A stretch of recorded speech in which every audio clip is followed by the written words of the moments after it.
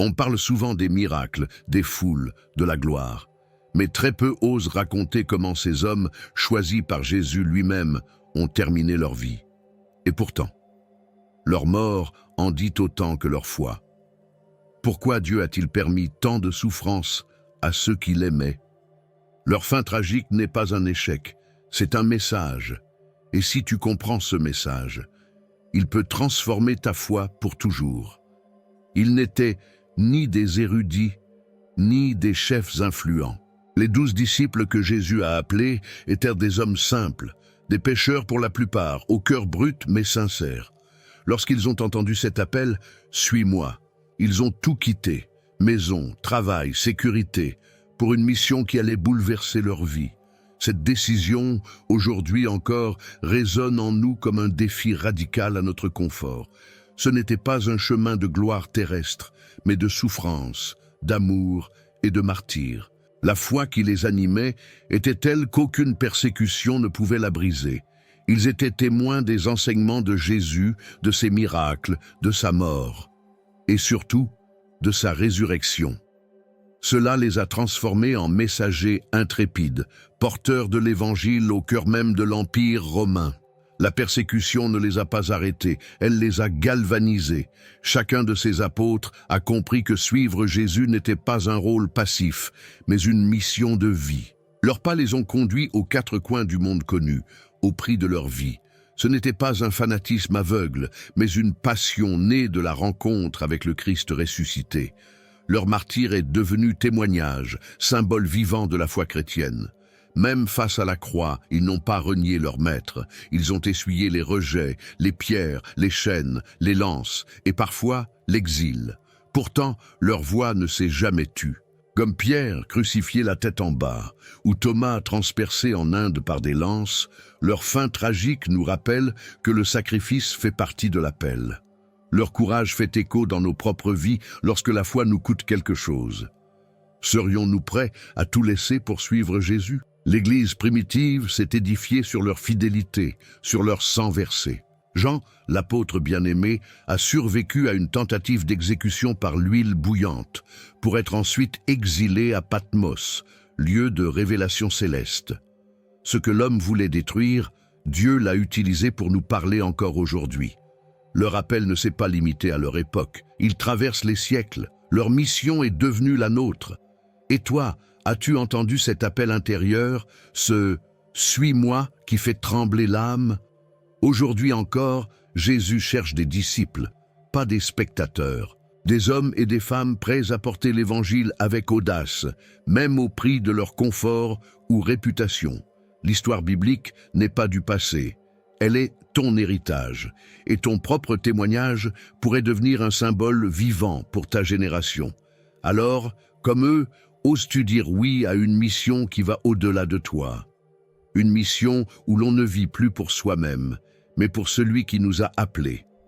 Le voyage commence toujours par une réponse, et cette réponse nous amène à découvrir des hommes comme Jean, qui, malgré la persécution, a trouvé Dieu, dans l'exil, sur une île battue par les vents.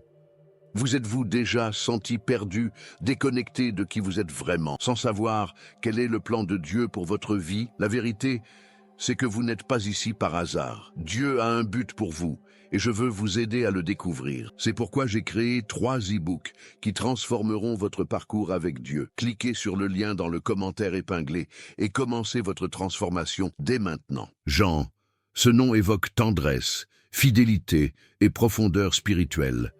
Il n'était pas le plus impulsif, ni le plus bavard, mais son regard allait loin. Surnommé l'apôtre bien-aimé, il fut le seul disciple présent au pied de la croix. Alors que les autres fuyaient, lui est resté, debout, avec Marie. Ce courage silencieux a fait de lui le gardien des confidences divines. La tradition raconte que Jean fut plongé dans de l'huile bouillante à Rome sous la persécution. Et pourtant, il en ressortit indemne. Comme les 3 jeunes Hébreux dans la fournaise de Daniel, il fut préservé miraculeusement. Ce n'était pas son heure, car Dieu avait encore à lui révéler les choses cachées. L'homme que l'on voulait réduire au silence allait écrire l'un des livres les plus puissants de la Bible. Exilé sur l'île aride de Patmos, Jean ne trouva ni confort ni compagnie, seulement le vent, les rochers et la présence de Dieu. Dans cet isolement imposé par l'Empire romain, il ne sombra pas dans l'amertume. Il entra dans l'esprit. C'est là qu'il reçut les visions de l'Apocalypse, révélations fulgurantes sur la fin des temps. Comme quoi, même les lieux de souffrance peuvent devenir des lieux de gloire. Dans Apocalypse 1, 10, il écrit « Je fus ravi en esprit au jour du Seigneur ». Ce verset est une clé. Jean n'a pas fui la douleur, il l'a transformée en communion. C'est une leçon pour tous ceux qui vivent un exil intérieur. Dieu parle dans les silences les plus profonds. Ton île de Patmos peut devenir un autel si tu tournes ton cœur vers le ciel.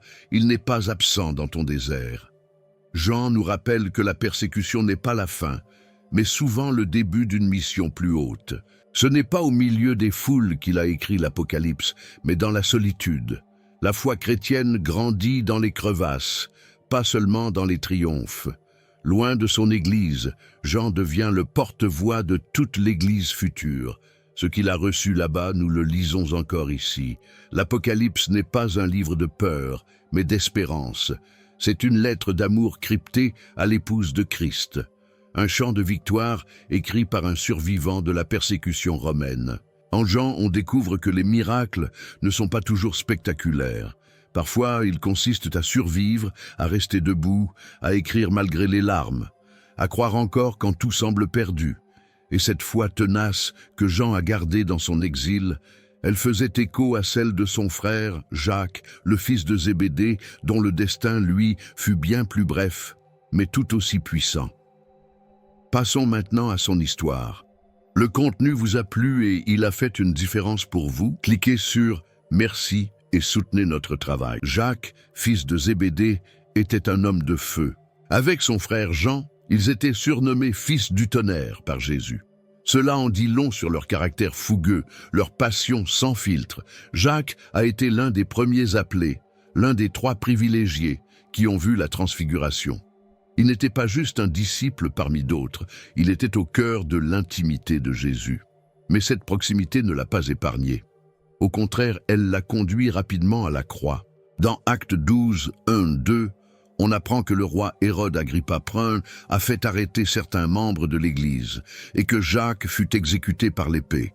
Il est ainsi devenu le premier des apôtres à être martyrisé. Ce n'était pas une fin tragique, mais un témoignage éclatant de fidélité. Jacques n'a pas eu droit à un procès public ni à des adieux glorieux. Sa mort fut rapide, brutale, silencieuse.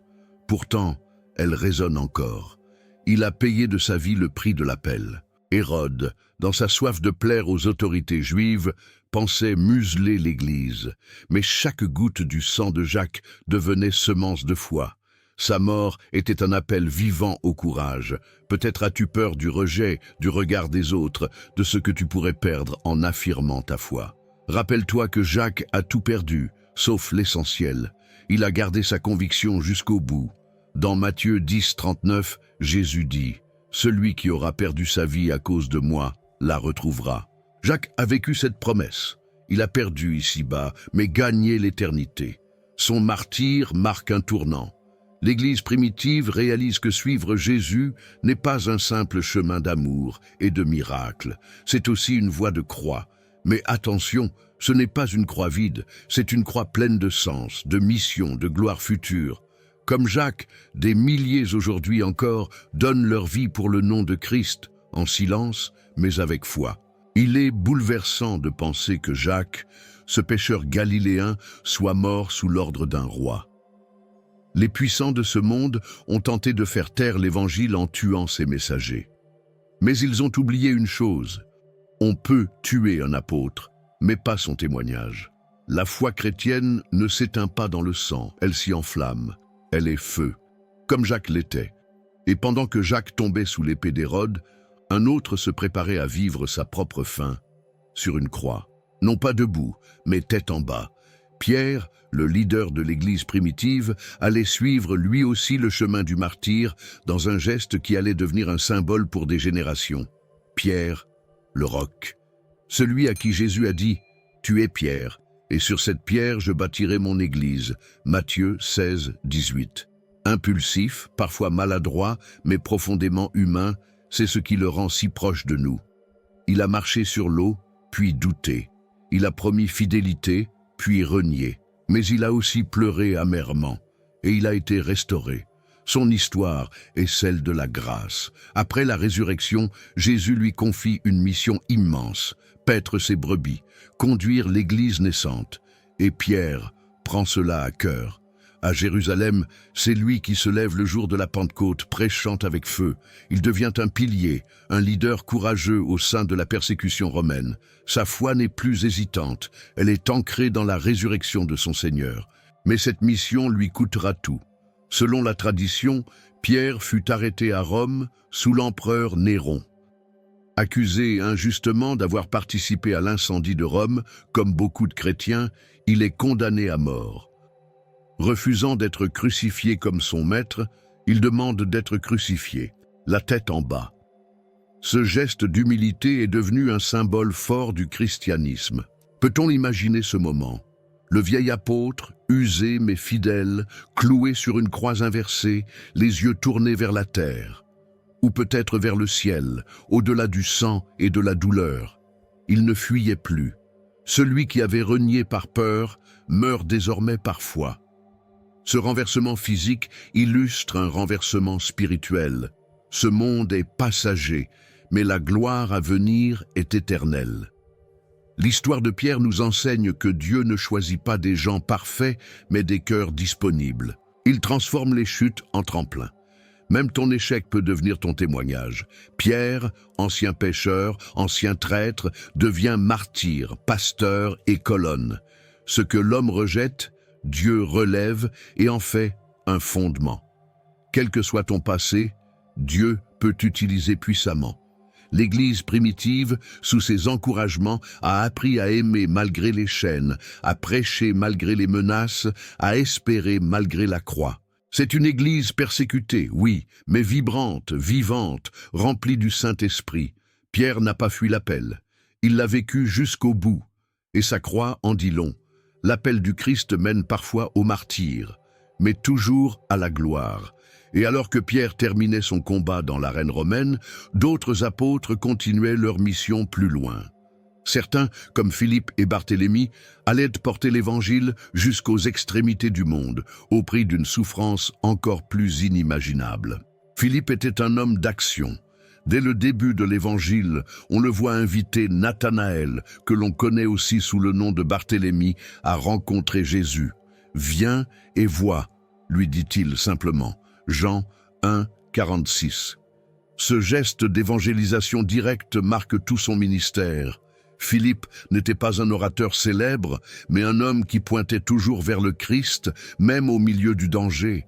Il prêcha en Grèce, en Syrie, puis en Phrygie, là où la lumière de l'Évangile n'avait jamais pénétré.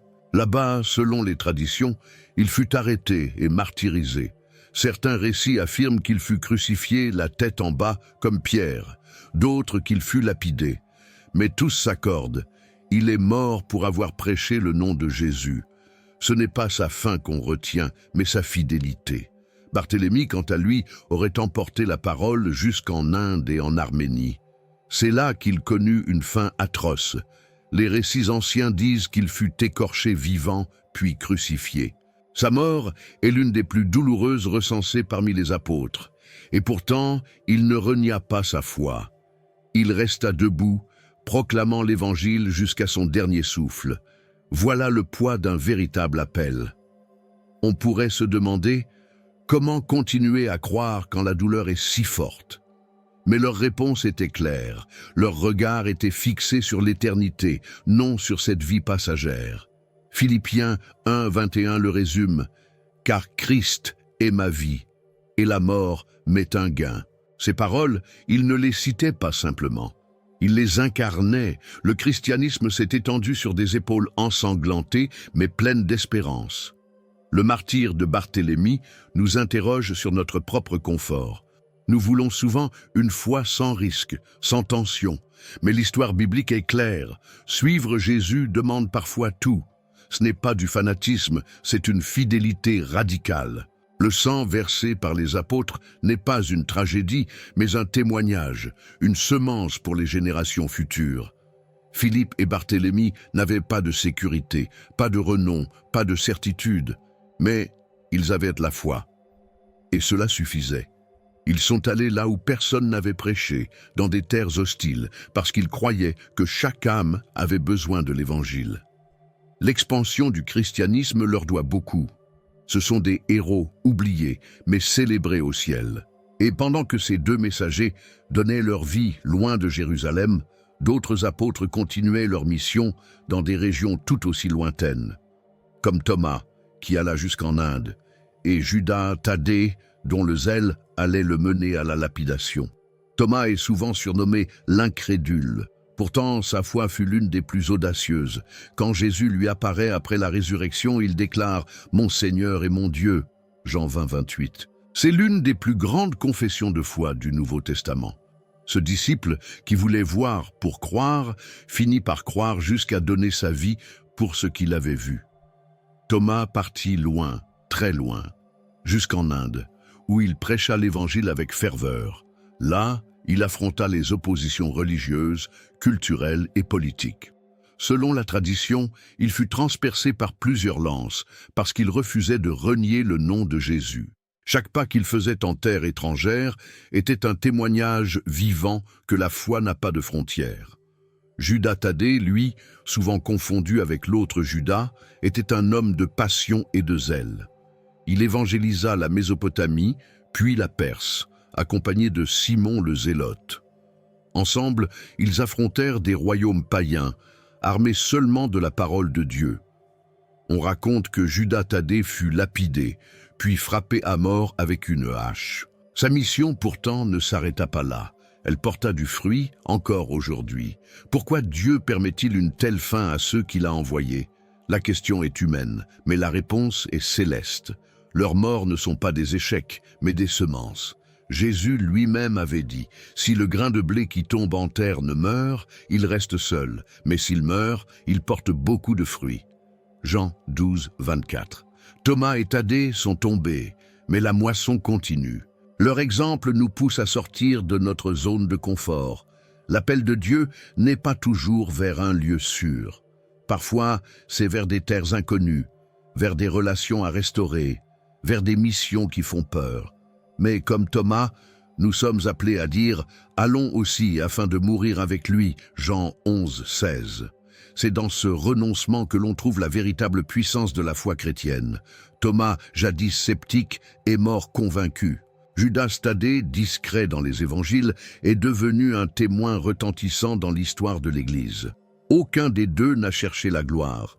Ils ont cherché l'obéissance. Et Dieu les a honorés d'une manière que ce monde ne peut comprendre. Ce n'est pas la durée de leur ministère qui impressionne, mais sa profondeur. Et pendant que ces hommes donnaient leur vie dans l'ombre de l'histoire, un autre nom résonne avec douleur, celui de Judas Iscariote, le traître. Son sort, bien différent, nous laisse face à la réalité glaçante de la trahison spirituelle. Son nom est devenu synonyme de trahison.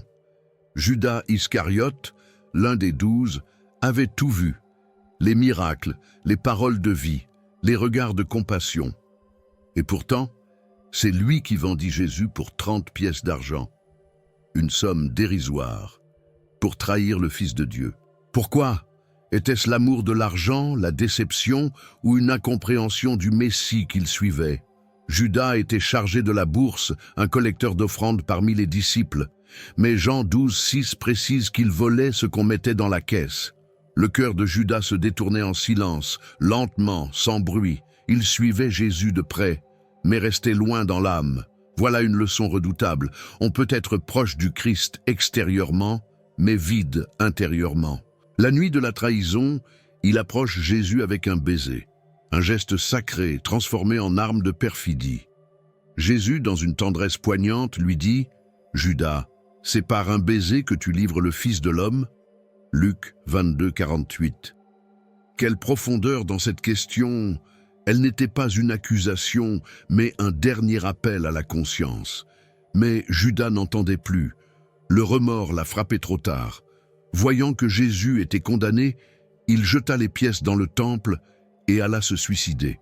Ce geste tragique ne fut pas un acte de repentance, mais de désespoir.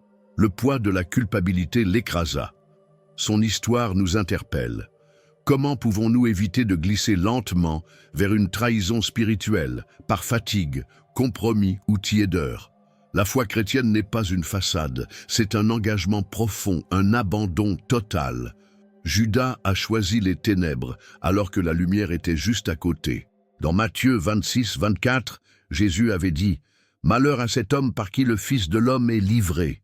Il savait que Judas allait le trahir, et pourtant il lui lava les pieds, comme aux autres. L'amour du Christ va jusqu'au bout. Mais Judas ne représente pas seulement la trahison, il représente aussi ce choix terrible que tout croyant peut faire, suivre Jésus sans le cœur. Il est l'exemple inversé du disciple. Il nous pousse à examiner nos motivations, à revenir à la croix, à choisir l'authenticité plutôt que les apparences. Dieu pardonne tout, sauf le refus obstiné de sa grâce.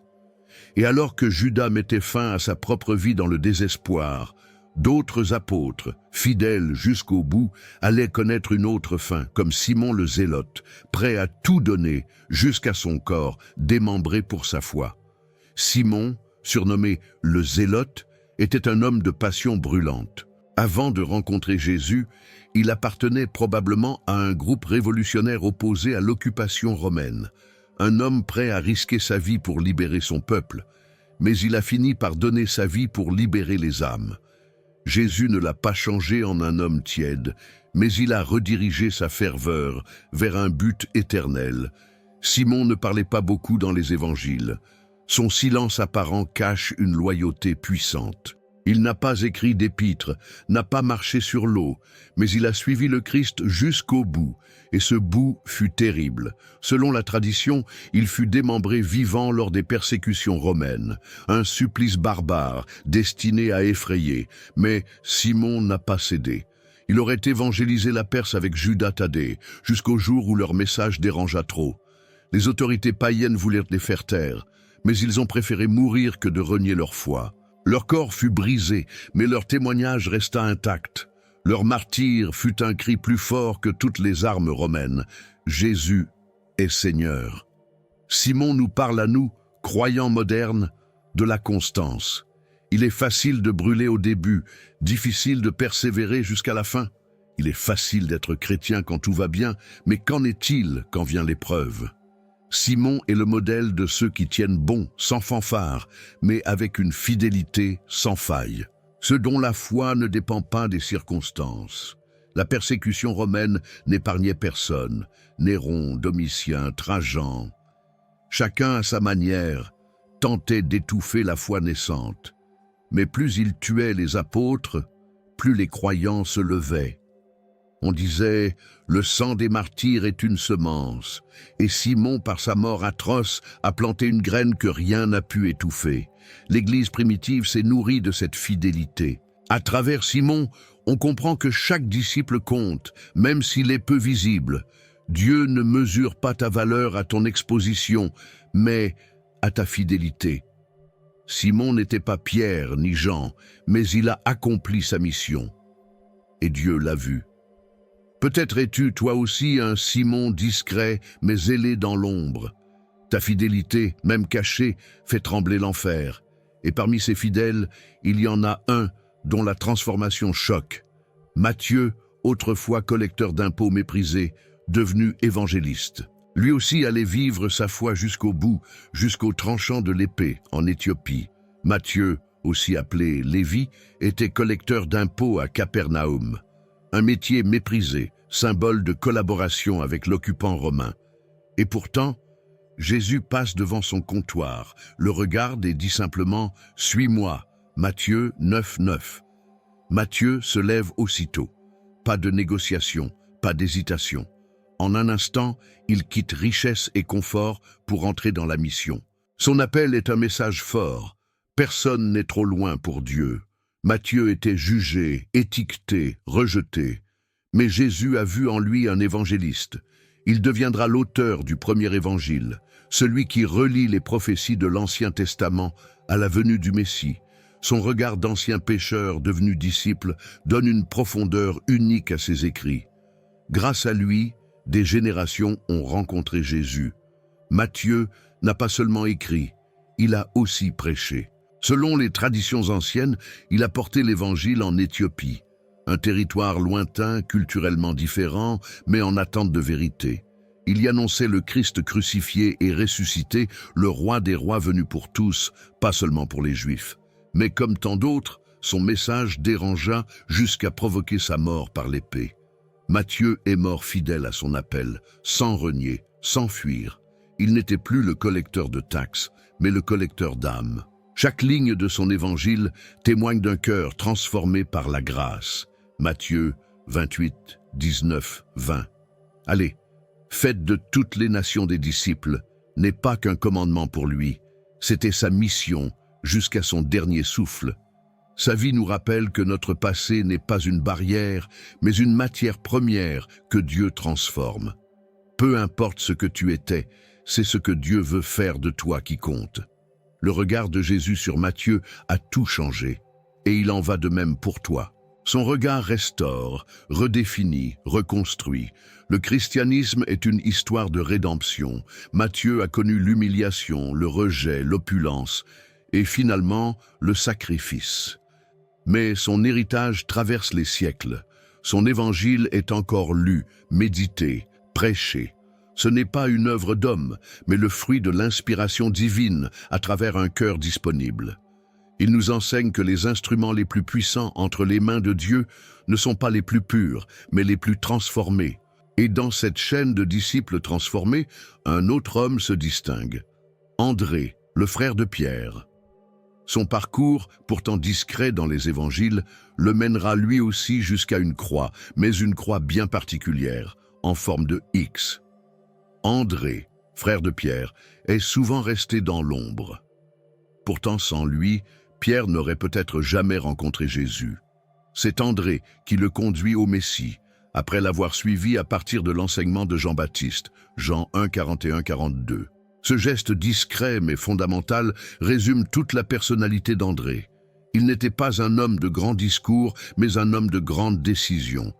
Il avait cette capacité rare de reconnaître la vérité et d'agir sans bruit.